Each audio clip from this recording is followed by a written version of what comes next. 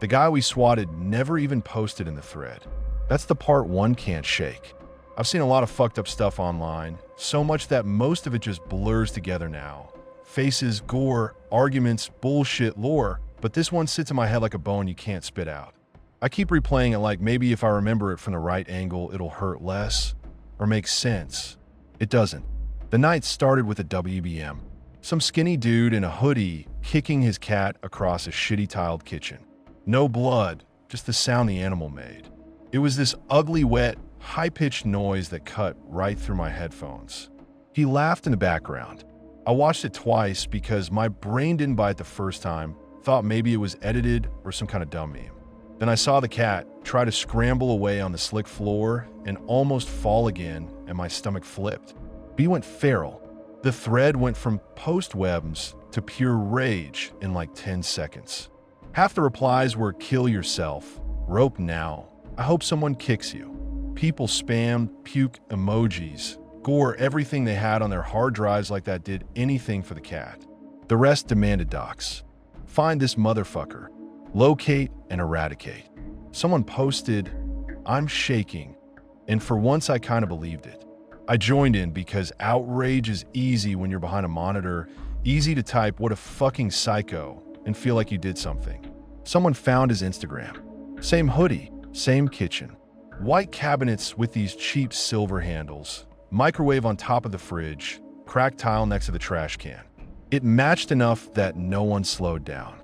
A few more anons dug up a last name, an old resume, a town.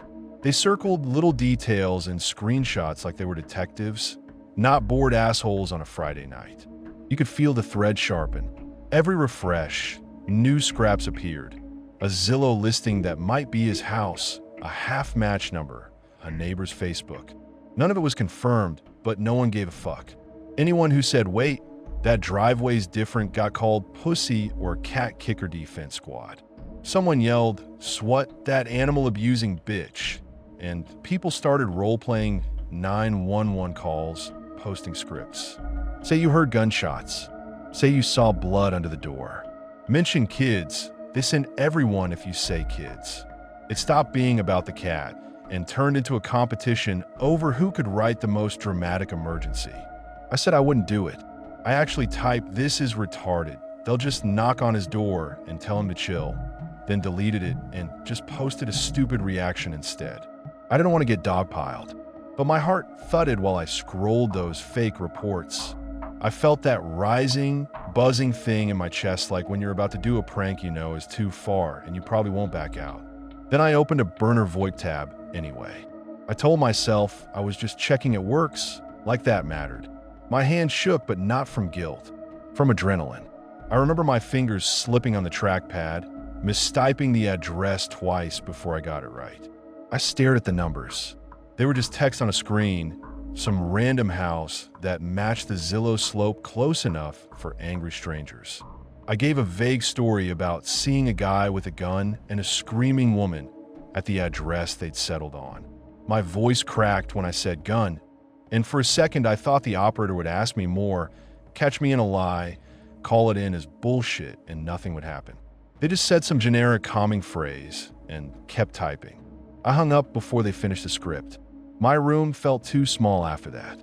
I pushed my chair back, paced around, grabbed a drink I didn't even want. The thread celebrated like we'd won a game. They spammed images of cops, cats with rifles, op will deliver. Someone posted a gif of a SWAT team stacking on a door, looping over and over, and I watched it longer than I want to admit. It felt unreal, like we were pushing buttons in a sim.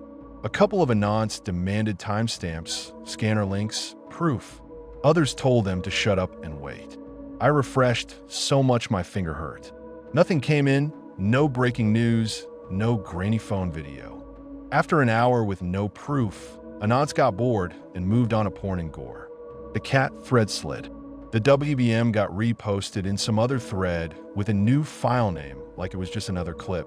I told myself they probably checked it out, saw nothing left. Cops do that all the time, right? False alarms. I pictured some bored officer knocking once, shining a flashlight, shrugging, going back to his car. I muted the tab, watched some streamer play a game, pretended my chest didn't feel like it had a weight on it. Eventually, I shut my laptop and laid there staring at the ceiling, that kick replaying behind my eyelids every time I blinked. Next morning, I saw the local news link. Different thread. I wasn't even on B at first. I was on V whining about some patch notes. Then the headline screenshot showed up in a reply chain because, of course, everything bleeds everywhere. Police shoot 62-year-old man during welfare check. Same town, same street name from our fake docs. My brain did this thing where it tried to float away from my skull. Like, that can't be the same one. There are millions similar towns, millions of street names. I opened the article. Old guy, gray hair, backyard photo with a grill. He wore one of those faded polo shirts dads wear forever. Neighbors said he woke to banging, opened the door with something in his hand. They thought it was a gun. It wasn't. The article didn't say what it was. Maybe a flashlight, maybe a phone. He died on his porch. I read it twice. I stared at the time the call supposedly came in and did the math with when I'd hit end call. It lined up too close. Comments under the article argued about cops, about body cams, about personal responsibility. One guy typed a whole essay about how, if you open the door armed, you accept the risk. Another dumped stats about police shootings. Some argued about race, even though the picture of the old guy was right there. No one mentioned 4chan. Why would they? Nobody out there thinks. Maybe a bunch of bored idiots on an image board spun a wheel and landed on that door. On B, people just asked for the body cam footage. One anon joked, collateral damage, cat still avenged. Another posted a macro, good shoot. A few said fake and gay, called the Opie a liar, wanted proof the address matched. It should have turned into a fight, but it didn't. The thread got maybe 70 posts, and then drowned under ass pics and rate my setup. The internet moves on even when it shouldn't. I checked the original Instagram again. The cat guy hadn't posted since before our thread. No new stories, no comments, nothing. Wrong man, wrong house. The tiles in his kitchen, when I really looked, were slightly darker. The cabinet handles were rounded, not sharp. Stuff you only see when you're not frothing at the mouth. I pulled up Street View for the dead guy's address. The tilt of the yard matched the picture in the article. Same cracked driveway I'd seen in a cropped Zillow shot spam between Pepe memes and Do It Faggot. Someone had drawn a red circle over that crack and captioned it 100% match laughing my ass off. We'd use a line of text on a real estate listing like it was a toy. I zoomed in on the front door until it turned into a blur of pixels and compression, and I just sat there, staring, feeling like I was about to throw up. I thought about posting a confession. Hey, I'm the one who made the call, this killed the wrong guy. I even opened the reply box and wrote half of it out. But what was I actually going to do? Let a bunch of anonymous freaks tear me apart for clout? Call the cops and say, hey, I lied yesterday, and now someone's dead. Please arrest me. I imagine the questions, the digging, my parents' faces. I closed the tab instead. Coward move, yeah. Feels even worse to admit it now. Nobody ever connected it publicly. No investigation into false tips from image board. No follow-up. Just one old man gone because a bunch of anonymous assholes, including me, wanted to feel powerful for an hour. The WDM probably still gets posted once in a while with new file names, new threads, new outrage, like a ghost that doesn't know it already did enough damage. Every time I see a raid this guy thread now, my first instinct is still to click. I still feel that itch in my fingers when someone posts an address. That stupid little rush, that sense that you're part of something bigger than your cramped room and your stale air and your sad life. I scroll past anyway. Sometimes I log off entirely. Sometimes I just sit there and watch the replies flood in, knowing exactly how far it can go and how little anyone in that thread actually cares where the fallout lands. I keep hearing that cat, and a door I never saw get kicked in.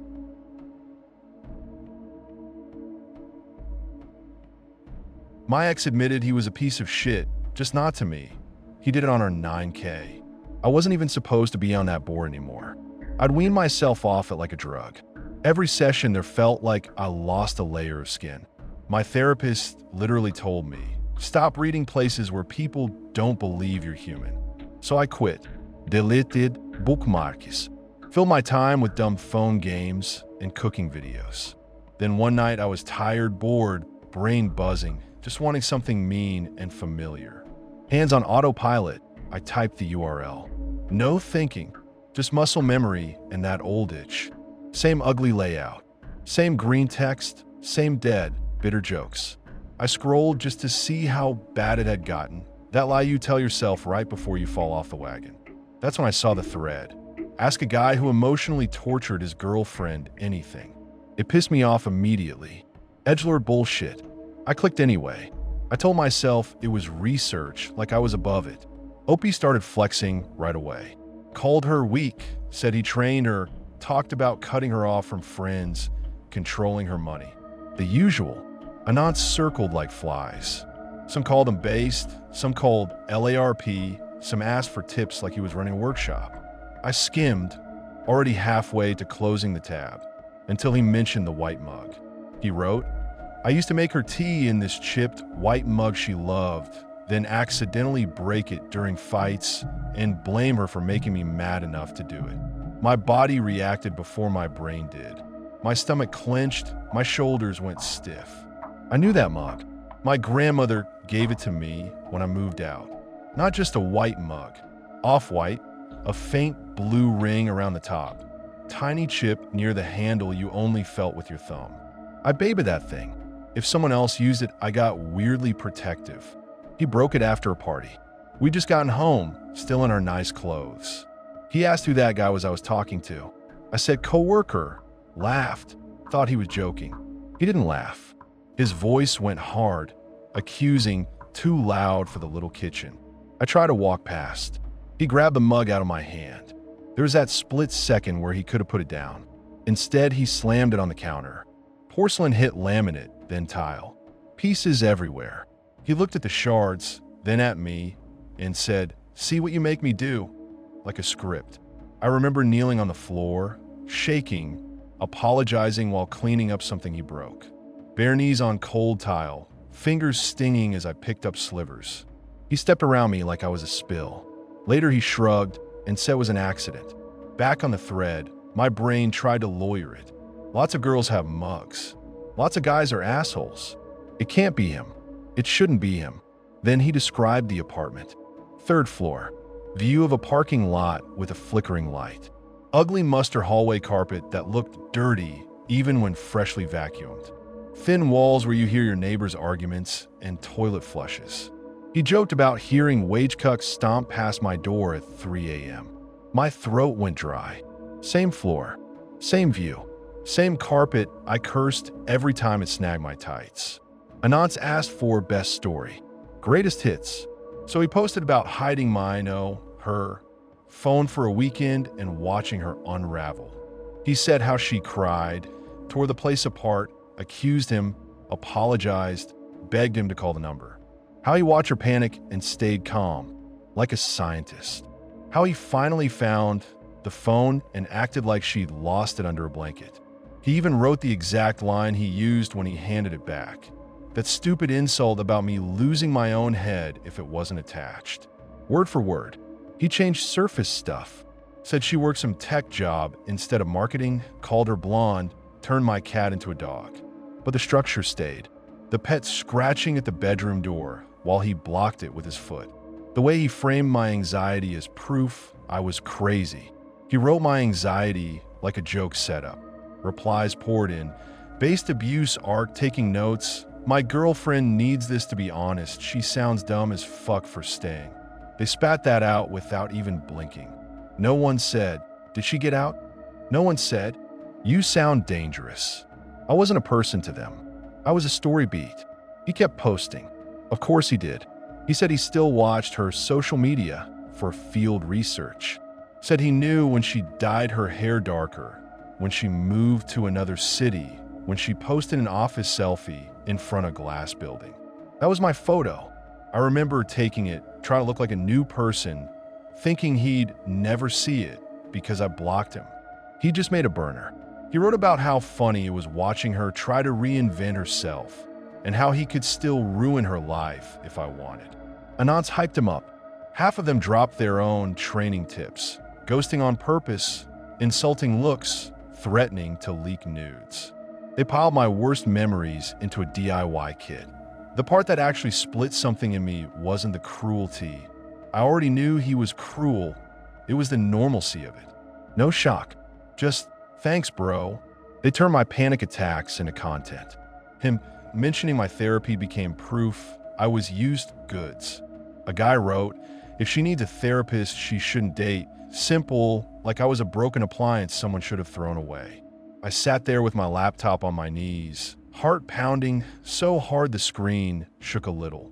My first instinct was to post. Type out, I know who you are. I even wrote it in the box. Then I pictured him reading it, grinning, knowing he'd gotten another reaction. I pictured a new reply. Hushy found a thread, boys. I deleted it. I didn't confront him. I didn't DM. I knew exactly how that conversation would go. He'd deny, or he'd own it and tell me I should have logged off. Either way, he'd win. He always loved it when I had proof and still doubted myself. So I just scrolled, line after line, letting that version of me, the one in his posts, die. To them, I wasn't someone who loved a chipped mug from her grandmother, who worked late to hit deadlines, who dragged herself to therapy to get better. I was weak girlfriend, the NPC who cried on cue. And here's the really fucked up part. I've been thinking about going back. On the worst nights, when my new city felt too quiet and my bed felt too big, I'd stare at his name in my contacts. I'd remember the good days, the mornings he made pancakes, the stupid inside jokes. I'd wonder if I'd overreacted. I'd think, maybe he was just stressed. Maybe I was too sensitive. You know what stopped me from going back to him, even on the worst nights? Not the memory of the fights. Not my friends' warnings. It was that thread, knowing there was a corner of the internet where men like him swapped stories and techniques, and I'd already been episode 1. And there are more threads like that. You just scroll past them and think it's all bullshit.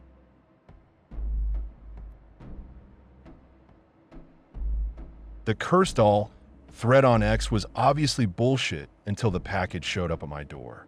I was doomed scrolling after a late shift, brain fried when it slid by. Opie posted this blurry photo of a porcelain doll on a dirty shelf, eyes scuffed, dress stained. Standard X-bait between a car crash video and some meme. He claimed it fed on attention and wanted people to insult it. In exchange, it would visit. Classic engagement farming.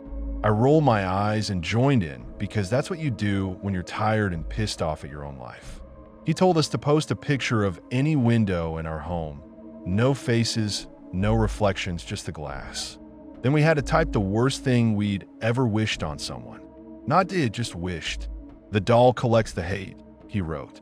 It sends it back. It sounded like a joke, but the replies were already stacked, people racing to outdo each other. I didn't have to think. I already had a wish sitting there like something stuck in my teeth. I grab a quick shot of my bedroom window. Night outside, streetlight glow, my own face a faint ghost in the glass.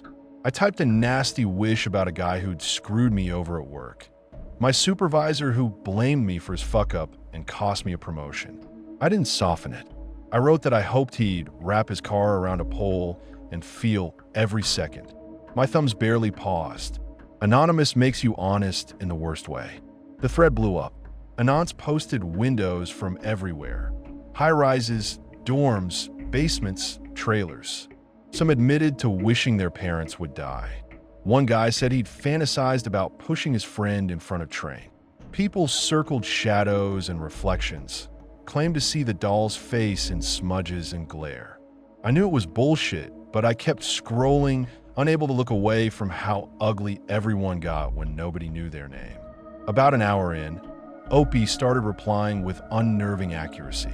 He'd quote a post and drop something small but personal. You still live with your mother, right? Under a random kitchen window. Nice Spider-Man sheets, bro, under a grainy bedroom. Cool mold patch behind your dresser. Stuff you only noticed if you stared way too long. People said he was guessing. Nobody wanted to admit how often the guesses landed. Replies got tense. A few anons deleted their posts. Opie responded to deleted ones anyway, like he'd screenshotted everything. Too late, he wrote once. She already read it. No context. That one sat in my head.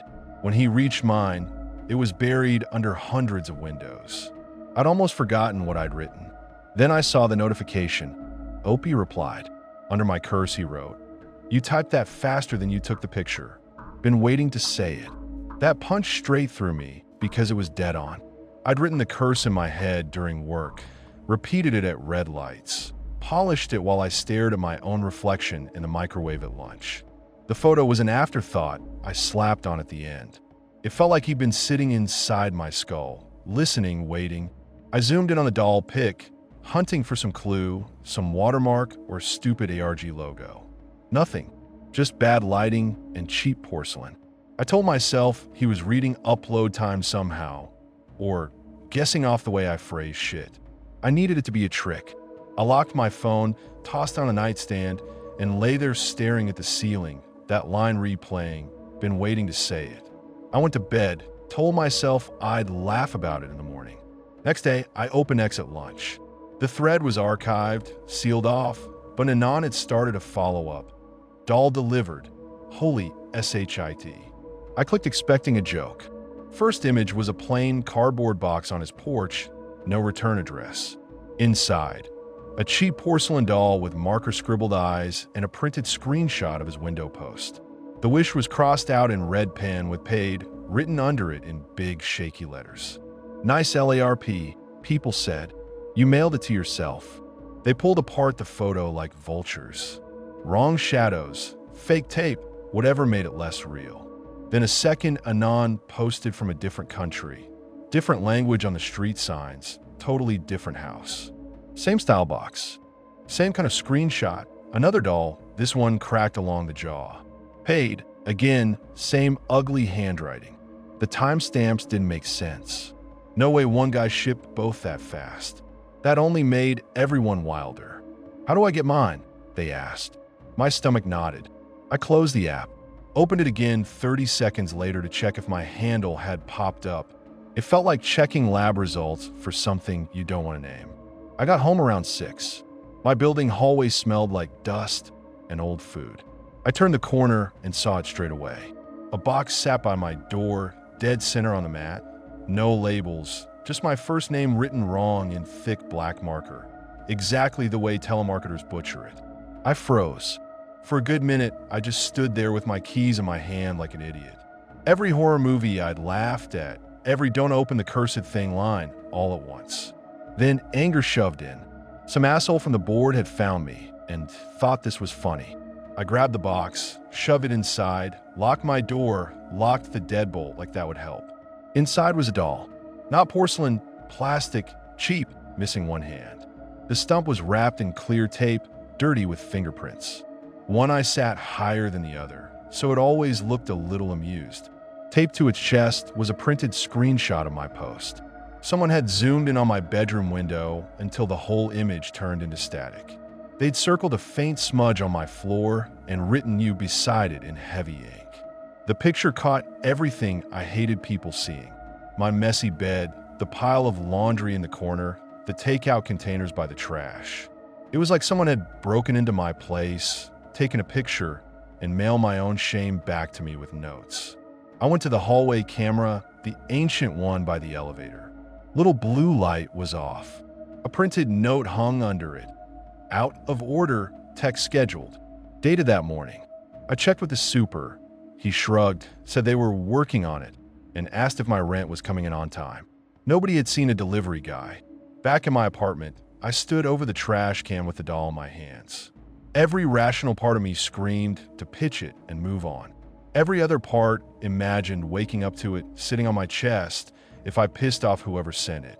I hated that my hand shook. I hated that some anonymous prick had that much power over me. I didn't throw the doll out. That's the fucked up part. I put it in the closet on the top shelf, turned its face toward the wall, shut the door. Like that solved anything. Part of me believed it was just an overbuilt LARP. Part of me knew somebody had walked my hallway and stood at my door and spelled my name wrong on purpose. Over the next week, 3 people I'd cursed in my head got hit with shit. Small, sharp hits. My co-worker, the one from the post, crashed his car into a pole. Not dead, but broken arm, front and gone. Someone from the office chat dropped the accident pic in the group like it was gossip. My old landlord's house got burgled while he was out of town. News site ran his address, photos of the trashed living room, his dog listed as missing. Then a girl I hated from school popped up in a viral clip getting dragged off a plane, ugly crying while strangers filmed. I know how probability works. Bad things happen all the time. If you track enough people, something will go wrong for some of them. But I'd stand in my bedroom, closet door cracked, and feel watched. I started catching myself checking if the doll was still turned to the wall. Sometimes I'd swear its head had shifted a few degrees. Once the paper on its chest had a new crease down the middle, like someone had folded it and unfolded it again. I live alone. I stopped posting on X, but I couldn't stop lurking. More paid photos kept appearing.